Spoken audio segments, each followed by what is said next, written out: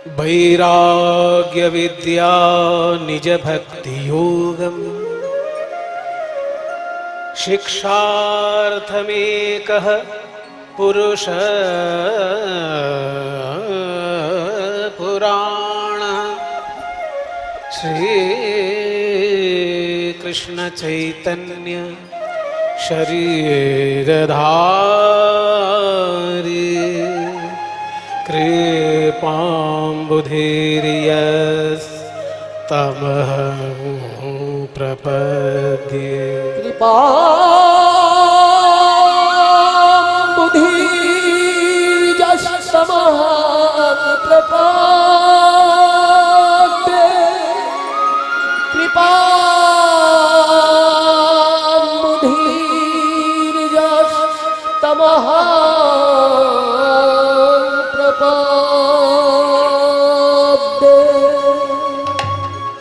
জয় নিতাই।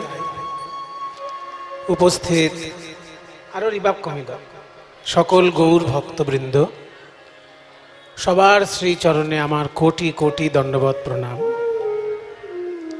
আজ আমাদের বড় সৌভাগ্যের বিষয়, জগৎ জননী মহাশক্তি মাতা কালিকা তার মন্দির প্রাঙ্গণে আমরা সকলে সমবেত হয়েছি ভুবন মঙ্গল হরি সংকীর্তনের রস আস্বাদন করার জন্য। আপনারা অধীর আগ্রহে অপেক্ষা করছেন, সেই জন্য সকলকে আমি আমার অন্তরের কৃতজ্ঞতা জানাই। যে সংস্কৃত শ্লোকটি আমি বললাম, এই শ্লোকটি যিনি লিখেছেন তিনি চৈতন্য দেবের শিক্ষকেরও শিক্ষক। এবার শিক্ষকের শিক্ষক যদি এক কারোর সম্পর্কে কোনো সার্টিফিকেট দেয়, তাহলে জানতে হবে সেখানে শুধুমাত্র আদর মাখা থাকে না, মিথ্যে কথা যাতে না হয়ে যায় সেই দায়িত্বটাও বর্তায়। মনে করুন আমার কোনো ছাত্র, তার আবার ছাত্র, তাহলে গুরুর কাছে যদি গান শেখে, অনেক সময় শিষ্যের গান গুরুর গানের থেকে একটু কমা গোছের হয়। কখনো আবার শিষ্যের গান গুরুকে ছাপিয়ে যায়, কিন্তু সে সংখ্যা বড়ই দুর্লভ। বেশিরভাগ ক্ষেত্রে দেখা যায় যদি 100 জন ছাত্র থাকে, হয়তো দেখা যাবে বা 1000 ছাত্র থাকে, এমন হয়তো ছাত্র একজন হলো যে গুরুকেও ছাড়িয়ে যাচ্ছে, হতে পারে। সেটা গুরুর দেওয়া দান, ভগবানের কৃপা, শিষ্যের নিজের সাধনা, এগুলো সব মিলেমিশে কাজ করে। কিন্তু বেশিরভাগ ক্ষেত্রে 99% দেখা যায় গুরুর থেকে শিষ্য একটু কম যাচ্ছে। তাহলে তার শিষ্য তো আরো কমে যাবে। গুরুর থেকে শিষ্য যদি একটু কম প্রকাশ করতে পারে, তাহলে তার শিষ্য তো আরো কমা হবে। ওই যে বলছে 7 নকলে আসল খাস্তা। একবার কোনো একটা জিনিস যদি 7 বার নকল করা হয়, তাহলে মূলটা একদম 12টা বেজে যায়। তাহলে শিষ্যের শিষ্য সম্পর্কে গুরুর ধারণা খুব একটা প্রশংসামূলক থাকে না, যে আমার থেকে আমার শিষ্য কিছুটা তবু জানে, কিন্তু তার শিষ্য আর কি জানে, এরকম একটা ব্যাপার। কিন্তু যে শ্লোকটি লেখা হয়েছে, যে শ্লোকটা আমি বললাম, এটা মহাপ্রভু সম্পর্কে একটি মতবাদ। আর সেই মতবাদটি প্রচার করছেন যিনি, তিনি চৈতন্য দেবের শিক্ষকেরও শিক্ষক। তাহলে কত বড় সার্টিফিকেট এটা! চৈতন্য দেবের শিক্ষক হচ্ছেন গঙ্গাদাস পণ্ডিত, আর গঙ্গাদাস পণ্ডিতেরও শিক্ষক সার্বভৌম ভট্টাচার্য। তিনি বলছেন যে মহাপ্রভু কেন এলেন এই জগতে। দুটো জিনিস উল্লেখ করলেন তিনি, বৈরাগ্য বিদ্যা নিজ ভক্তি যোগম। বলছে বৈরাগ্য বিদ্যা শেখানোর জন্য মহাপ্রভুর আগমন, আবার নিজস্ব ভক্তি যোগ, দুটো জিনিস। মহাপ্রভু আমাদেরকে দিয়েছেন বৈরাগ্য বিদ্যা আর ভক্তিযোগ। এই ভক্তিযোগ আর বৈরাগ্য বিদ্যাটা কি কোনো বিশেষ ধরনের? অবশ্যই বিশেষ ধরনের, তা নাহলে মহাপ্রভু সম্পর্কে বলা হবে কেন? মহাপ্রভু তো নিশ্চয়ই কারোর থেকে বৈরাগ্য পেয়েছেন, কারোর থেকে ভক্তি পেয়েছেন। তা ভক্তি আর বৈরাগ্য দুটোই তো মহাপ্রভুর আগেই ছিল। চারটে যে বৈষ্ণব সম্প্রদায়, তার তো চারজন আচার্য আছে, তো তারা কি ভক্তি প্রচার করেননি? চারটে সম্প্রদায়ের মধ্যেই তো একটা সম্প্রদায়ের মধ্যে মহাপ্রভু পড়েন। মহাপ্রভু কোনটার মধ্যে পড়েন চারটে বৈষ্ণব সম্প্রদায়ের মধ্যে? একটু শুনি, আপনাদের থেকে শুনি। চারটে বৈষ্ণব সম্প্রদায় আছে। এই চারটে বৈষ্ণব সম্প্রদায় বেদান্ত দর্শনের ভক্তি ভাবটা প্রচার করার জন্য তৈরি হয়েছিল। শঙ্করাচার্যপাদ যখন বেদান্ত দর্শনের অদ্বৈত তত্ত্ব প্রচার করলেন, এত বেশি করে অদ্বৈত তত্ত্ব প্রচার করতে লাগলেন যে ভক্তিভাবে একেবারে উবে যাওয়ার অবস্থা। সেই জন্য ভক্তিভাবটা নতুন করে প্রতিষ্ঠা করার জন্য, শঙ্করাচার্যের বিরোধিতা করার জন্য বৈষ্ণব আচার্যগণ পৃথিবীতে এসেছে। এবং তার মধ্যে প্রথমেই নাম হচ্ছে রামানুজাচার্যের। প্রথম লড়াই যে করে তারই পরিশ্রমটা সব থেকে বেশি হয়। তো বৈষ্ণব আচার্যের মধ্যে সব থেকে বেশি যাকে খাটতে হয়েছে শঙ্করাচার্যের বিপরীতে, বিরুদ্ধে বলবো না, শঙ্করাচার্যের বিপরীতে মত প্রতিষ্ঠা করা যে কত কঠিন সে যুগে, সে আপনারা বা আমরা কেউ বুঝতে পারবো না এখন। তা শঙ্করাচার্যের বিপরীতে মত প্রতিষ্ঠা করার জন্য যে বৈষ্ণব আচার্যগণ এসেছিলেন, প্রথম নামটি হচ্ছে রামানুজাচার্য। দক্ষিণ ভারতের তার জন্মস্থান, যেখানে রাজীব গান্ধীকে হত্যা করা হয়েছিল, মনে আছে? জায়গাটার নাম কি? এই তো রাজীব গান্ধীর হত্যার স্থান বলে মনে আছে, বৈষ্ণব আচার্যের জন্মস্থান বলে মনে নেই। এই হচ্ছে হতভাগা বাঙালির অবস্থা। আমরা ভারতবাসী, আমরা রাজনীতি মনে রাখি, বৈষ্ণব ভাবান্দোলন মনে রাখি না, বা ভালো জিনিস মনে রাখি না, রাজনীতির কূটকাচালিগুলো মুখস্থ রাখি। যেখানে রাজীব গান্ধীর হত্যাকাণ্ড ঘটেছিল, পেরুম্বুদুর জায়গাটার নাম, ওইখানেই রামানুজাচার্যের জন্মস্থান, ওই আশেপাশে।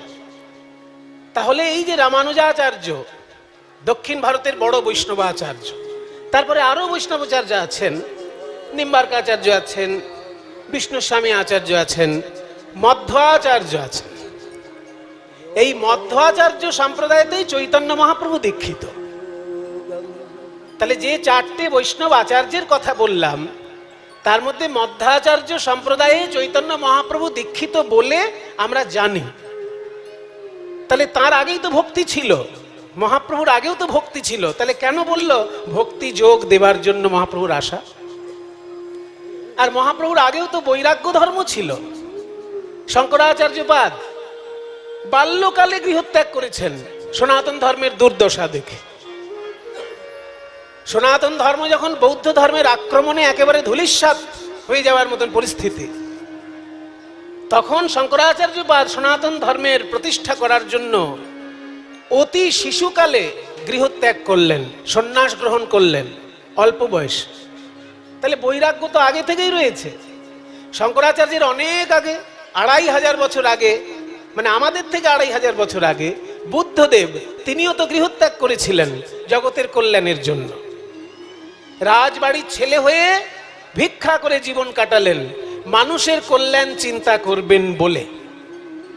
তাহলে বুদ্ধদেবের বৈরাগ্য ছিল, শঙ্করাচার্যের বৈরাগ্য ছিল, চৈতন্য মহাপ্রভু তো সেই তুলনায় অনেক আধুনিক।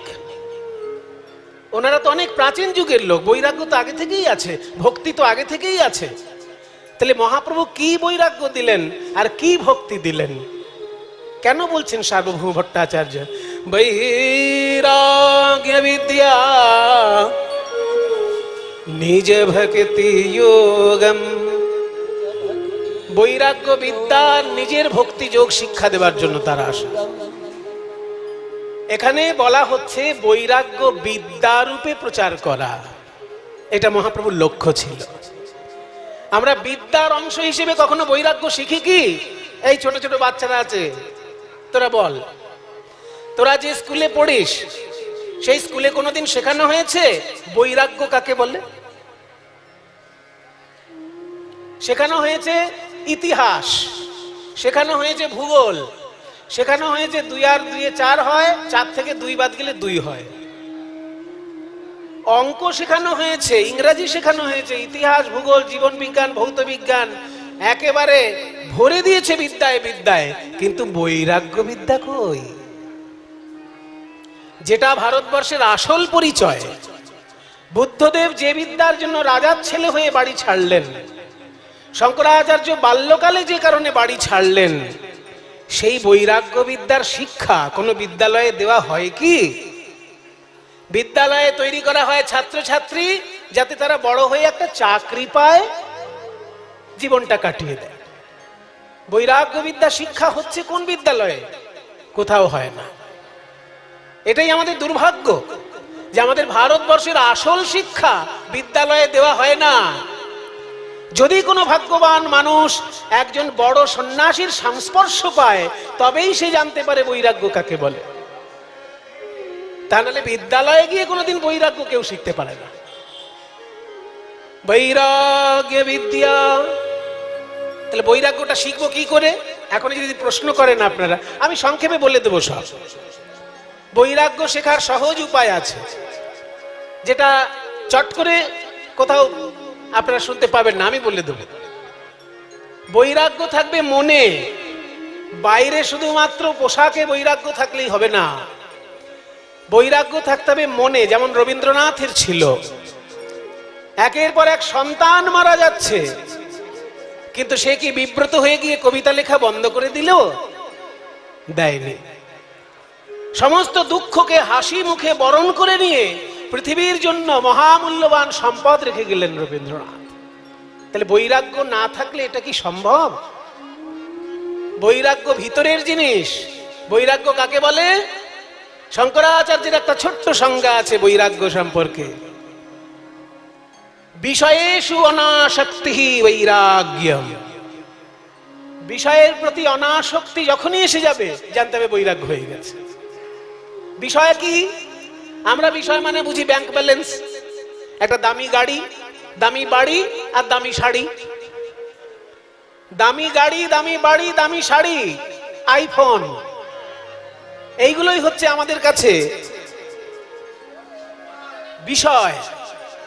এই বিষয় থেকে যখন মনটা সরে আসবে, বিষয়ের প্রতি যখন আসক্তি ত্যাগ হবে, তাকেই বলা হয় বৈরাগ্য। সেটা কি সম্ভব? অসম্ভব নয়, তবে কঠিন। বৈরাগ্য জিনিসটা সম্ভব নয় তা নয়। সম্ভব না হলে রবীন্দ্রনাথ কি করে করলেন? ওনার তো সন্তান ছিল, স্ত্রী ছিল, সুখের সমস্ত সামগ্রী ওনার ছিল, তবু অন্তরে বৈরাগ্য ছিল। সম্ভব, কিন্তু কঠিন। বৈরাগ্য জিনিসটা কি না? বিষয়ের প্রতি অনাসক্তি। বিষয় মানে টাকা পয়সা গাড়ি বাড়ি নয়, বিষয় মানে 5টি ইন্দ্রিয় যার প্রতি আকৃষ্ট হয়। আমি ভারতীয় দর্শন তত্ত্বের কথাগুলো বলছি, এগুলো আগে শুনে নিন, তারপর লীলায় তো যাবই। 5টি ইন্দ্রিয় কি? চোখ। চোখ আকৃষ্ট হয় কিসে? রূপে। কান আকৃষ্ট হয় কিসে? শব্দে। নাক আকৃষ্ট হয় কিসে? গন্ধে। জিহ্বা আকৃষ্ট হয় কিসে? স্বাদে। আর ত্বক আকৃষ্ট হয় কিসে? স্পর্শে। এই শব্দ, স্পর্শ, রূপ, রস, গন্ধ, এই 5টি হচ্ছে তন্মাত্র, অর্থাৎ ইন্দ্রিয়ের আকর্ষণের বিষয়। ওই জন্য একে বলা হয় বিষয়। ইন্দ্রিয় আকৃষ্ট হয় যে জিনিসটার প্রতি, তাকেই বলে বিষয়। দেখুন, আমি আইফোন ভালোবাসি কেন, মোবাইল ভালোবাসি কেন? না, চোখ আকৃষ্ট হচ্ছে রূপে। ভালো ভালো নায়িকার ছবি দেখা যাবে, সেই জন্য আমার মোবাইলের প্রতি আকর্ষণ। তাহলে রূপে আকৃষ্ট হচ্ছে চোখ। যখনই রূপ থেকে চোখ একবার সরা শিখে যাবে, 1000 দামি মোবাইলও তাকে আকর্ষণ করতে পারবে না।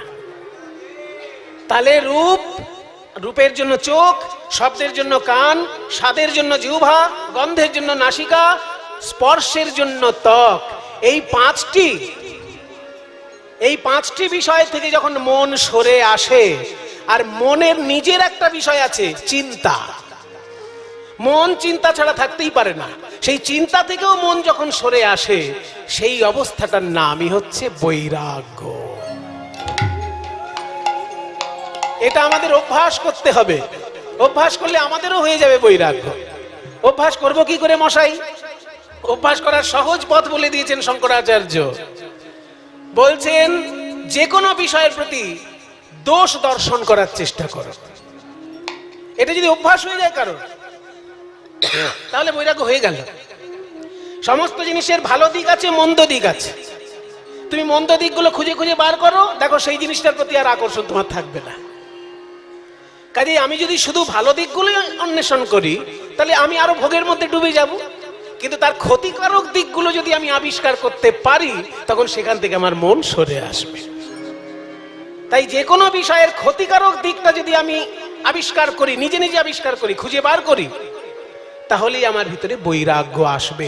এই বৈরাগ্যটা যদি না আসে, তাহলে সুস্থ চিন্তা, সুস্থ ভাবনা, সুন্দর ভাবনা করা যায় না। পৃথিবীতে যত বড় বড় আর্টিস্ট এসেছেন, সবার ভিতরেই বৈরাগ্য ছিল, তাই তারা নিত্য নূতন সৃষ্টি করতে পেরেছেন। বৈরাগ্য আমাদেরকে সৃষ্টি করার জন্য, নিত্য নূতন সাধনার জন্য এগিয়ে দেয়। সেই বৈরাগ্য আগে থেকেই ছিল, কিন্তু মহাপ্রভু আমাদের যে বৈরাগ্য শিখালেন, সেই বৈরাগ্য হচ্ছে রসে রসায়িত বৈরাগ্য, শুকনো বৈরাগ্য নয়। এই জন্য অন্যান্য বৈরাগ্যের থেকে মহাপ্রভু বৈরাগ্যটা আলাদা। অন্যান্য বৈরাগ্য শুকনো বৈরাগ্য, যেগুলো আমি জ্ঞানের কথা বললাম একটু আগে, ওগুলো শুকনো বৈরাগ্য। কিন্তু মহাপ্রভু বললেন বৈরাগ্য থাকবে অন্তরে, কিন্তু রস আস্বাদনের মতন একটা স্পৃহা ভিতর থেকে থাকবে, রস মাখানো বৈরাগ্য। সেটাই মহাপ্রভুর অবদান। আর ভক্তি আগে থেকেও ছিল, কিন্তু মহাপ্রভু যে ভক্তি দিলেন সেটা হচ্ছে মধুর রসে রসায়িত ভক্তি। ভগবানকে প্রিয়তম ভেবে, নিজেকে প্রিয়তমা চিন্তা করে, বা রাধারানীকে প্রিয়তমা চিন্তা করে নিজেকে রাধারানীর চরণের দাসী চিন্তা করা, এই ভাবনাটা মহাপ্রভুর আগে আমরা পাইনি। এই নতুন ভাবনা মহাপ্রভু আমাদেরকে দিলেন। তাই সার্বভৌম বলছেন, বৈরাগ্য বিদ্যা নিজ ভক্তি যোগম শিক্ষার্থমেক পুরুষ পুরাণ শ্রীকৃষ্ণ চৈতন্য শরীরধারী কৃপা মুধির্যস্তমহং প্রপদ্যে। সবাই মিলে একবার প্রণাম করুন মহাপ্রভুর উদ্দেশ্যে। শ্রীকৃষ্ণ চৈতন্য মহাপ্রভু কি, শ্রীকৃষ্ণ চৈতন্য মহাপ্রভু কি, শ্রীকৃষ্ণ চৈতন্য মহাপ্রভু কি। তাহলে মহাপ্রভু আজকে আমার কিভাবে ভাবিত? আরে মোর গোড়া দ্বিজমণি, হানাথ প্রাণনাথ,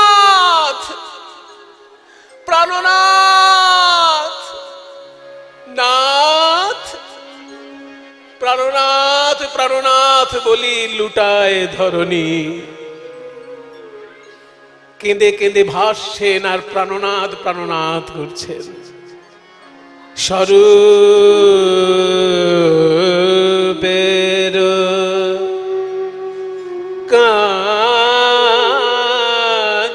কাঁদিয়া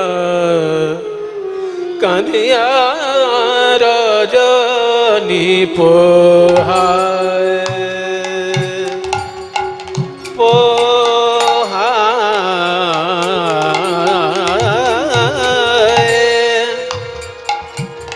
রজনী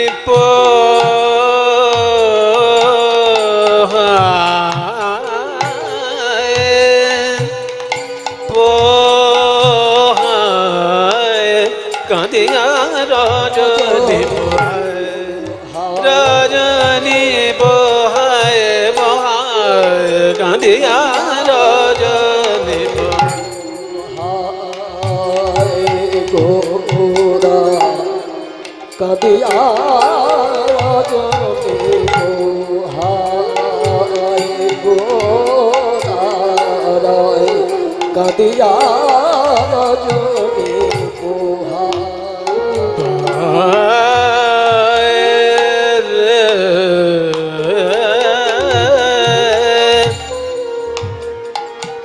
বৃন্দাবনে রাধা রানী যেমন 100 বর্ষ ধরে কেঁদেছিলেন কৃষ্ণ বলে, সেই ভাব আজকে মহাপ্রভুর মধ্যে ফুটে উঠেছে। বৃন্দাবনে যখন রাধা রানী কষ্ট পেতেন, কখনো ললিতার গলা জড়িয়ে ধরে কাঁদতেন, কখনো বিশাখার গলা জড়িয়ে ধরে কাঁদতেন।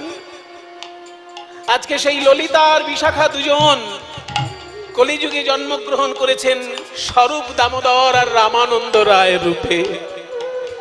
সেই ললিতা বিশাখাই কলিযুগে স্বরূপ দামোদর আর রামানন্দ।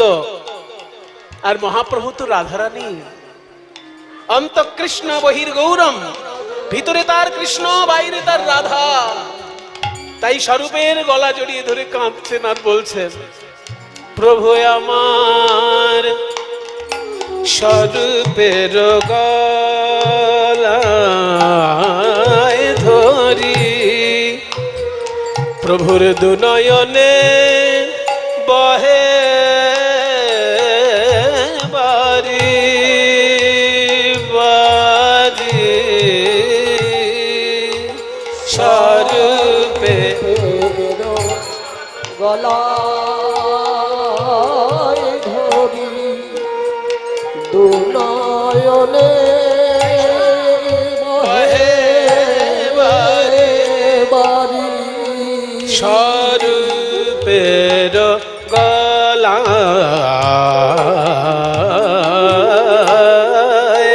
গলায় ধরি, প্রভু আমার দুনয়নে বহে ললিতা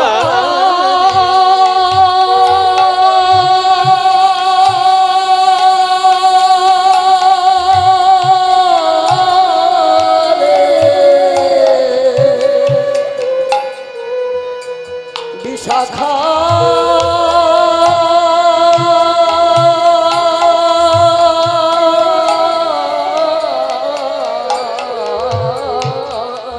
বল কেন আসিল না, কেন আসিল না, কেন আসিল না আমার প্রাণের শ্যামরায়, শ্যামরায় কাঁদিয়া রজনী পোহায়, কাঁদিয়া রজনী কাঁদিয়া রজনী পোহায়।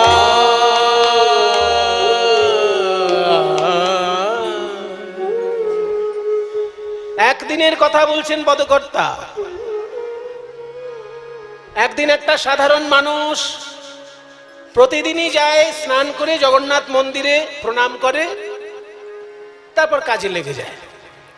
একটা সাধারণ লোক, সে জানে বাবা বেশি মোটা মোটা বই পড়ে আমার কিছু হবেও না, আর আমার ক্ষমতাও নেই।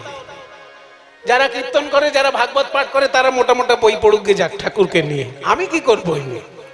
আমি তো কর্ম না করলে খেতে পাবো না মশাই, সেই জন্য আমাকে কর্ম করতেই হবে। তাই লোকটি একটা ভালো ভাবনা ভেবে নিয়েছে যে আমি ভোরবেলা উঠবো, সমুদ্রে স্নান করব, আর সমুদ্র থেকে জগন্নাথের মন্দির প্রায় 2 কিলোমিটার রাস্তা।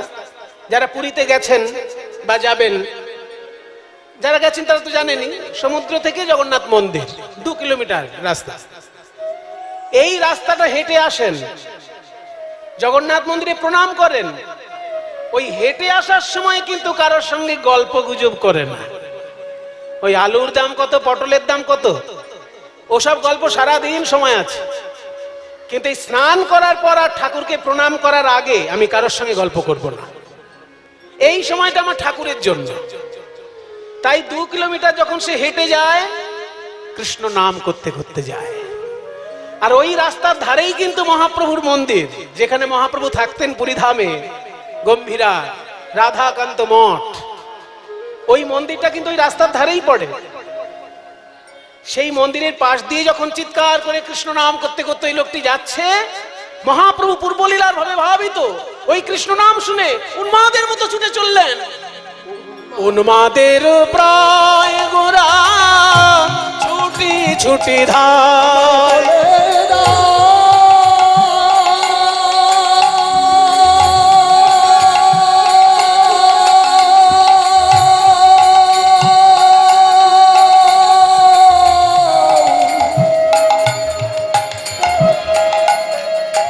কে বা এমন নাম করিলে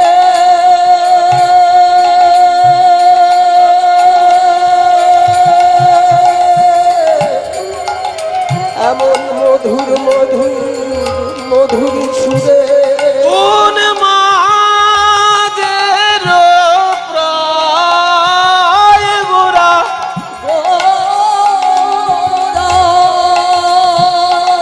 ছুটি ছুটি ধায়, যে করে গোবিন্দ নাম ধরে তার পায়। গোবিন্দ নাম ধরে তার পায়। ওই যে সাধারণ মানুষটি কৃষ্ণ নাম করতে করতে যাচ্ছেন, মহাপ্রভু ছুটে এসে যখনই তার পায়ে পড়ে গেলেন, লোকটির কি অবস্থা হয় ভাবুন। শাস্ত্র কিছু জানে না, আর জানার প্রয়োজনও বোধ করে না, কিন্তু এইটুকু খবর রেখেছে যিনি জগন্নাথ তিনিই বর্তমানে চৈতন্য মহাপ্রভু।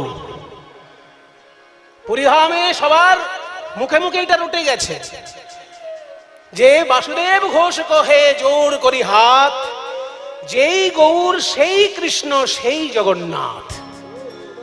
যিনি কৃষ্ণ তিনিই সাক্ষাৎ জগন্নাথ, আর তিনিই বর্তমানে চৈতন্য মহাপ্রভু। আর সেই মহাপ্রভু যখন পায়ের কাছে এসে পড়লো, লোকটির কি অবস্থা হয়। লোকটি কেঁদে কেঁদে বলছে, প্রভু আপনি কি করছেন, দয়া করে আমাকে ছেড়ে দিন, আমি অত বড় ভক্ত নই প্রভু, আপনি আমার পায়ে হাত দিলে আমার নরকেও জায়গা হবে না। গৌর সুন্দর বলছেন, না ভাই, তুমি যখন কৃষ্ণ নাম করেছো তুমি বলতে পারবে আমার কৃষ্ণ কোথায়। জানো যদি আমায় বলে দাও গো, জানো যদি আমায়, আমি কোথায় গেলে পাবো তারে, জানো যদি আমায় বলে দাও গো। আমি কোথায় গেলে পাবো তারে, যার নাম শোনায়ে আকুল কইলে, কোথায় গেলে পাবো তারে, যার নাম শোনালে পাগল হইলে। জানো যদি আমায় বলে।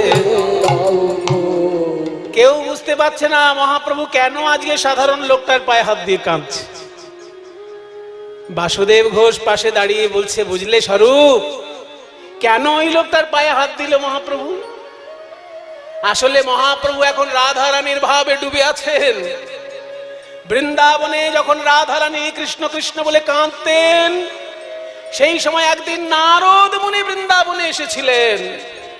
তখন নারদ মুনির পায়ে পড়ে রাধারানী বলেছিলেন, হে নারদ মুনি, আমি কোথায় গেলে কৃষ্ণ পাবো, দয়া করে আমাকে বলে দিন। আপনি দেশ বিদেশ ঘুরে বেড়ান, আমার প্রাণনাথের খবর আপনি জানেন। সেদিনকে রাধারানীর দশা দেখে নারদ মুনির মন বড় ব্যথিত হয়েছিল। তাই নারদ মুনি রাধা কৃষ্ণের মিলন ঘটিয়েছিলেন। সেই ঘটনাটা আজকে মহাপ্রভুর মনে পড়েছে। তাই মহাপ্রভু নিজেকে ভাবছেন রাধারানী, আর যে লোকটা কৃষ্ণ নাম গাইতে গাইতে যাচ্ছে তাকে ভাবছে নারদ মুনি। এত বলি গোরা চাঁদের লোরে নয়ান ভাসে, আজ প্রভাস পড়ল মনে, কহে বাসু ঘোষে।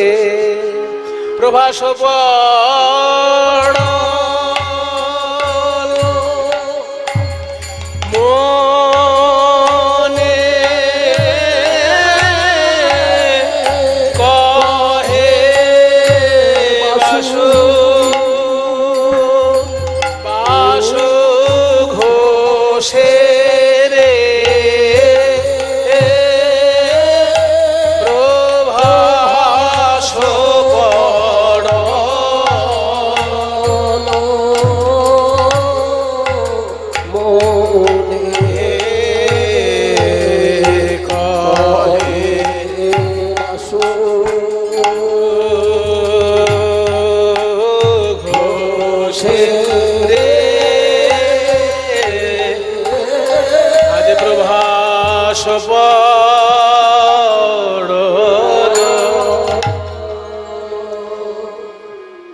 প্রভাস তীর্থে যে রাধা কৃষ্ণের মিলন হয়েছিল, সেই মিলন ঘটিয়েছিলেন নারদ মুনি কৌশল করে। আজকে সেই ঘটনা মহাপ্রভুর মনে পড়েছে। চলুন আমরা বৃন্দাবনে যাই, গিয়ে রাধা রামের বিরহ দর্শন করব, তারপর নারদ মুনি কেমন করে সেই বিরহের অবসান ঘটালেন সেই লীলা আমরা দর্শন করব। বন্দে নন্দ ব্রজ স্ত্রীণাম আদরেণুমভীক্ষ্ণশঃ যাসামহরে কথোদিত পুনদে ভুবনত্রয়ম।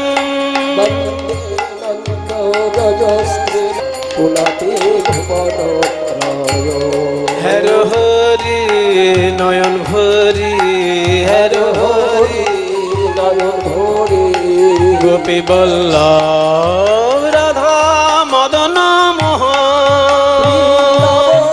সবাই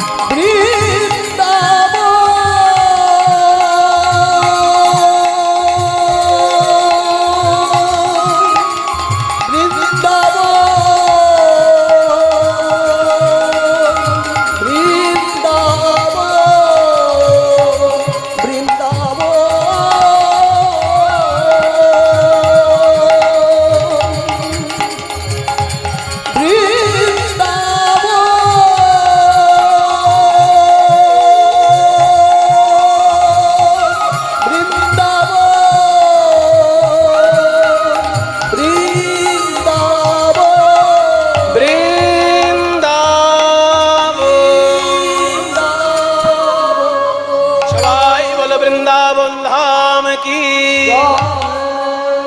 রাধা রানী কি, কালী মাই কি, ভাঙড় ভোলা মহাদেব শিব ঠাকুর কি, নিজ নিজ শ্রী গুরু মহারাজ কি। মধুময় শ্রীধাম বৃন্দাবন। মা কালী মহাশক্তির প্রকাশ। এই শক্তির প্রকাশ দু রকমের। জীব গোস্বামীপাদ ব্যাখ্যা করে বলেছেন, রাসলীলার ব্যাখ্যায় জীব গোস্বামীপাদ খুব সুন্দর বলেছেন। ওই যে বলছে না, রাসলীলা মহামায়ার যোগ মায়াম উপাশ্রিত, যোগ মায়াকে আশ্রয় করে রাসলীলা। সেখানে মায়া শব্দটা ব্যাখ্যা করছেন যে মোহ মায়া যিনি ঘটান তিনি সাধারণ মায়া, আর যিনি মোহ মায়া থেকে মুক্তি ঘটান তিনি হলেন যোগ মায়া। যোগ মায়া আর মহামায়ার মধ্যে পার্থক্য কি করলেন? বলছে মার্জার ন্যায়েন সিদ্ধতি। মার্জার মানে কি? মার্জার মানে কি? মার্জার শব্দটার অর্থ কি দেখি একটু শুনি, কে বলে? হয়তো যারা বয়স্ক মানুষ তারা বলে, ছোটরা কেউ বলতে পারছে না। এই ছোটরা বল। শুধু মিসড কল কাকে বলে শিখলে হবে? ডিলিট করে দেন। এখন যদি জিজ্ঞেস করি ডিলিট মানে কি, সবাই বলে দেবে। মার্জার মানে কি? মার্জার মানে হলো বিড়াল। শেষে আবার বাড়িতে বলতে শুনবেন, ও মা ওই দেখো একটা মার্জার যাচ্ছে। তখন মা আবার আকাশ থেকে পড়বে যে মেয়ে আবার কি বলে রে বাবা, মার্জার যাচ্ছে। মার্জার মানে বিড়াল। জীব গোস্বামীপাদ ব্যাখ্যা করে বলছেন মার্জার ন্যায়েন সিদ্ধ্যতি, অর্থাৎ বিড়াল যেমন নিজের বাচ্চাকে যখন মুখে নেয় সেটাও মুখে নেওয়া, আর ইঁদুরকে মুখে নেয় সেটাও মুখে নেওয়া, কিন্তু দুটো মুখে নেওয়া কি এক? নিজের বাচ্চাটাকে মুখে নেয় বিড়াল, বাচ্চাটাকে আরো সুরক্ষিত জায়গায় নিয়ে যাবার জন্য। যখন বিড়াল মনে করে যে আমার বাচ্চাটা এখানে ঠিক সুরক্ষিত নয়, অন্য জায়গায় নিয়ে যেতে হবে, তখন তাকে মুখে করে নিয়ে যায় আরো সুরক্ষিত জায়গায় তাকে নিয়ে যাওয়ার জন্য। আর কিন্তু ইঁদুরকে যখন মুখে নেয় তখন কি? ইঁদুরকে সব থেকে বেশি সুরক্ষিত জায়গায়। যে পেটের মধ্যে যদি ইঁদুরটাকে রাখি আর তাহলে আর কেউ কোনো ক্ষতি করতে পারবে না, তাই ইঁদুর নিলে পেটের মধ্যে, আর বিড়াল যখন নিজের বাচ্চাকে মুখে নেয় তখন তাকে সুরক্ষিত জায়গায় রাখার জন্য নেয়। মায়া ঠিক তাই, তিনি ভক্তদেরকে যখন কৃপা করেন, কৃষ্ণের সঙ্গে ভগবানের সঙ্গে যোগাযোগ ঘটিয়ে দেন, তখন তিনি যোগ মায়ার কাজ করেন। আর যখন দেখেন এই জীবের কিছুতেই কৃষ্ণ ভক্তি হবে না, তখন তাকে নানা রকম বিষয় দিয়ে ভুলিয়ে রেখে বিষয়ের মধ্যে দিয়ে জীবনটা তা পার করে দেয়, ভগবানের থেকে দূরত্ব তৈরি করে দেয়।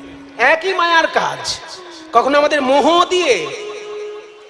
দিয়ে আমাদের মাথা গুলিয়ে দেয়, আবার সেই মায়াই ভগবানের সঙ্গে যখন যোগাযোগ করিয়ে দেয় তখন সে বিড়াল নিজের সন্তানের প্রতি যে আচরণটি করে সেই আচরণটি করছে। তাই সেই মহামায়াই আজকে আমাদের এখানে কালী মা রূপে পূজিত। সেই মাকে স্মরণ করে আমরা বৃন্দাবনের বিরহ আগে দেখি, আর দেখুন সেই যোগমায়াই কিন্তু বড়িমাই রূপে আবার রাধা কৃষ্ণের মিলন ঘটিয়ে দেয় বৃন্দাবনে। তা বৃন্দাবনে আজকে বিরহ দশাটি কেমন? রাধারানী 100 বছর ধরে কেঁদেছেন কৃষ্ণ কৃষ্ণ বলে। যুগায়িতং নিমেষেণ চক্ষুষা প্রাবৃষায়িতং শূন্যায়িতং জগৎ সর্বং গোবিন্দ বিরহেণ মে। শূন্যৈতং জগৎ সর্বং গোবিন্দ বিরহেণ মে। কৃষ্ণ বিরহে আমার ত্রিভুবন শূন্য বলে মনে হয়। শুনো মোর হত বিধিব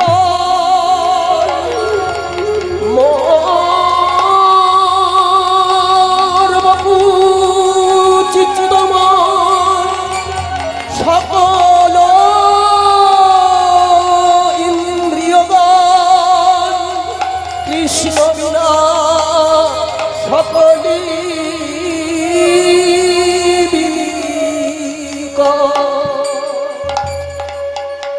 প্রিয়জন যখন কাছে থাকে না তখন দেখবেন মনে দুঃখ উদয় হলে প্রিয়জনের ছবির কাছে গিয়ে কথা বলে। মায়েরা কিছু মনে করবেন না, যেসব মায়েরা স্বামী হারিয়েছেন তারা একবার চিন্তা করুন, যখন মনে খুব দুঃখ হয় সংসারের কোনো কারণে, তখন আশেপাশে কেউ না থাকলে দেখবেন স্বামীর ছবির কাছে গিয়ে কথা বলে, ওগো তুমি যদি আজকে সশরীরে থাকতে তাহলে কি আজ আমার এই দশা দেখতে হতো। তাই দুঃখ যখন আসে তখন প্রিয়জনের ছবির কাছে দুঃখ প্রকাশ করে। রাধারানীর কাছে তো ছবি আগে থেকে রাখা নেই, তাই নিজে হাতে শ্রীকৃষ্ণের ছবি আঁকছেন আর সেই ছবির কাছে দুঃখ নিবেদন করছেন রাইধনী। আরে কিবা পদটি হলো কৃষ্ণ কৃষ্ণ বলি কাঁদে বাহু তুলি, বলে বধূ গেল কোথা। এখানে বধূ মানে বন্ধু, বয়ে চন্দ্রবিন্দু ধয় রস্যু, বধূ মানে বন্ধু, আর শুধু ব ধয়ে দীর্ঘ, বধূ মানে স্ত্রীলোক। তাহলে বয়ে চন্দ্রবিন্দু ধয় হস্যু, বধূ মানে বন্ধু। বলে বধূ গেল কোথা, মৃত্তিকায় উপরে মূরতি আঁকিয়া তার শনে কহে কথা। দেখো দেখো রাইধনী আমার কিবা কৃষ্ণ,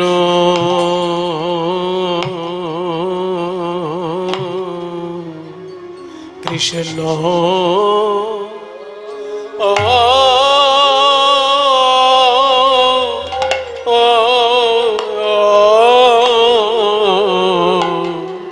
কৃষ্ণ বলি, কৃষ্ণ বলি কাঁদে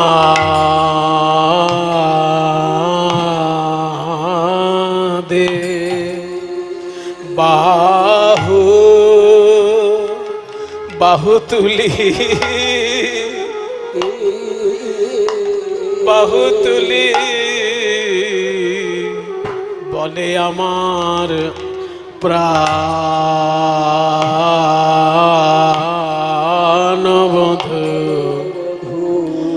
বধূ বধূ গেল প্রাণ বধূ গেল কোথা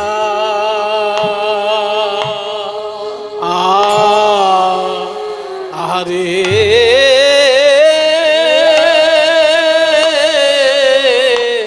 কত নয়ন্তরে ব্যথা ধনী আমার মৃত্তিকা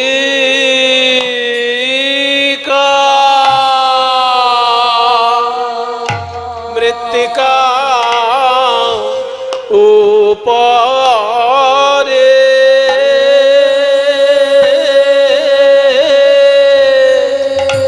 শ্যামের মূরতি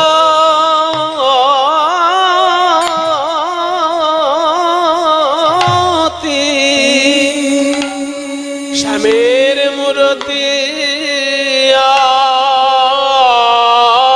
আকিয়া তার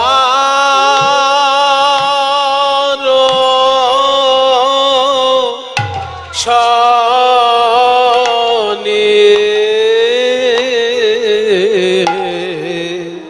তার শনি কহে কথা ধনীর আমার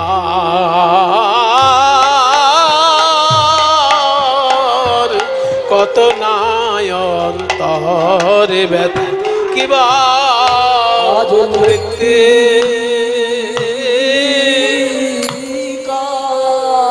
মৃত্তিকায় উপরে শ্যামের মূর্তি মূর্তি আঁকিয়া বলে পরাণ বধূ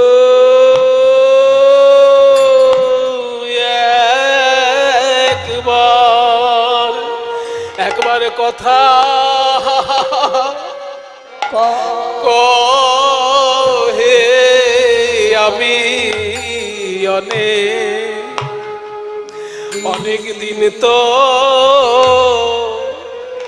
অনেক দিন তো শুনি নাই হে পরাণ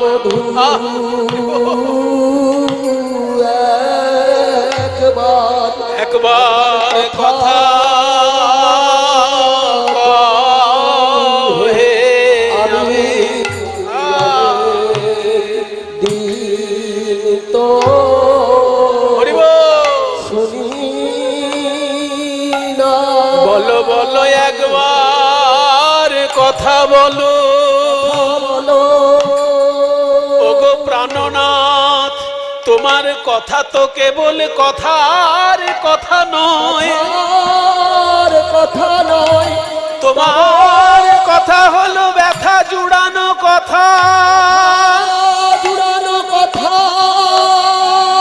এইবার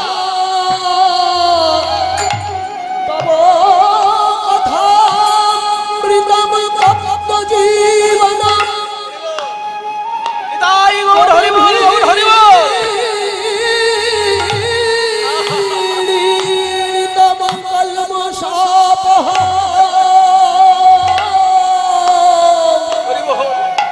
এই যে শ্রবণ মঙ্গলা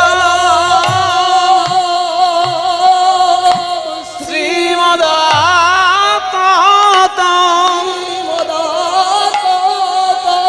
বিগৃহন্তিতে ভুরিরাজনা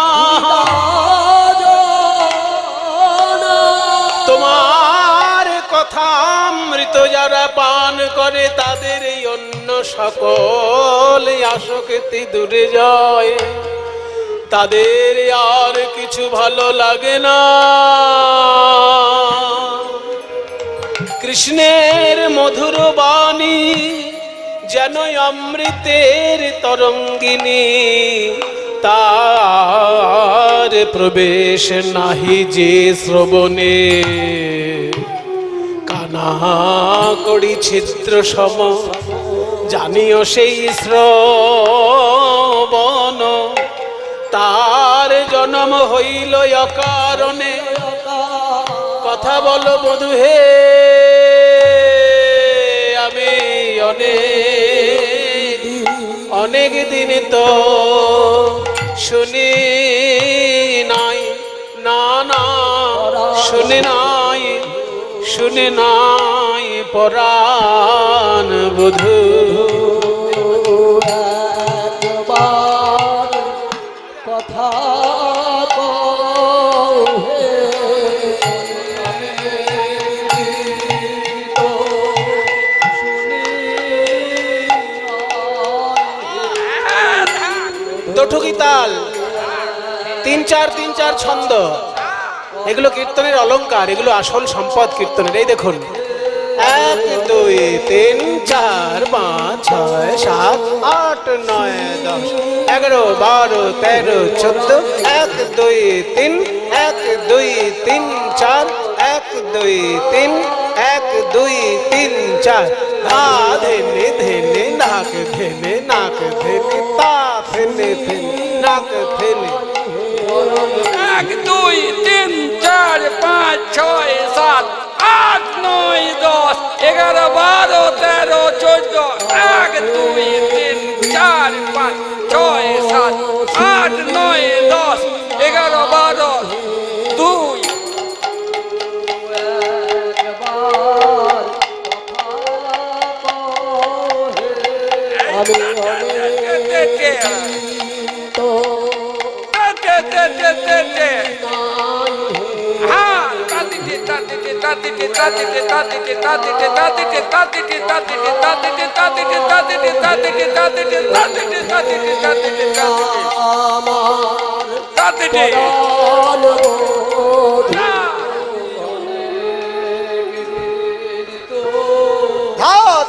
धीनी ट्रके धीनी ट्रके धीनी ताक ट्रके धीनी ट्रके धीनी ट्रके धीनी रागी टिटे टिटे टिटे धीनी दादी दादी दादी दादी दादी दादी दादी दादी दादी दादी दादी दादी दादी दादी झा टिटे टिटे ताकी टिटे ताकी टिटे ताकी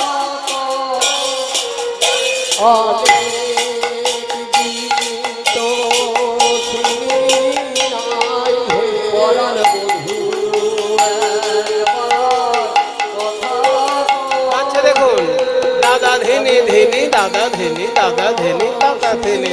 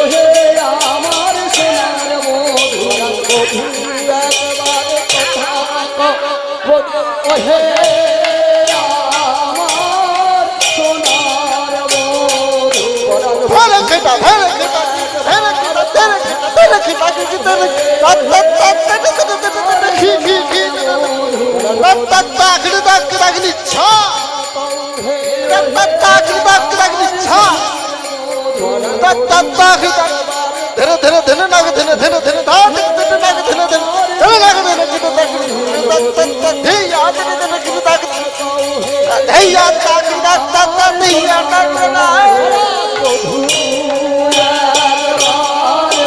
তাই গৌর হরি বল।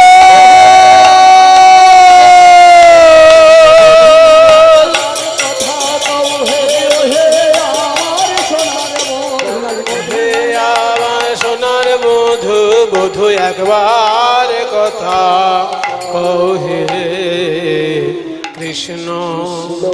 জয় নিতাই। একটু আপনাদের কাছে করজোড়ে নিবেদন, এই যে এত সুন্দর মায়ের মন্দির, এত সুন্দর এখানে একটা পরিবেশ, এ সত্যিই খুবই মঙ্গলজনক পাড়ার পক্ষে, সমাজের পক্ষে। তাই মঙ্গলময় এই মন্দির প্রাঙ্গণকে আপনারা সকলে মিলে সহযোগিতা করে আরো সুন্দর করবেন। এই কমিটির দাদা ভক্তবৃন্দ আপনাদের কাছে যাচ্ছে আঁচল নিয়ে মায়ের সেবার উদ্দেশ্যে। যে যেমন পারেন মায়ের সেবা এবং সমাজের কল্যাণ, এই সেবার উদ্দেশ্যে আপনারা যে যেমন পারবেন প্রাণ ভরে এই ভিক্ষার থলিতে আপনারা দান করবেন। কারা কারা যাবেন একটু যান। এই আঁচল নিয়ে এই যে দাদা যাচ্ছেন, বসন্ত দা এবং আরো যারা যারা আছেন আপনাদের কাছে ভিক্ষার থালা নিয়ে যাচ্ছেন। মায়ের সেবার জন্য যে যেমন পারবেন প্রাণ ভরে আপনারা মায়ের জন্য দান করবেন।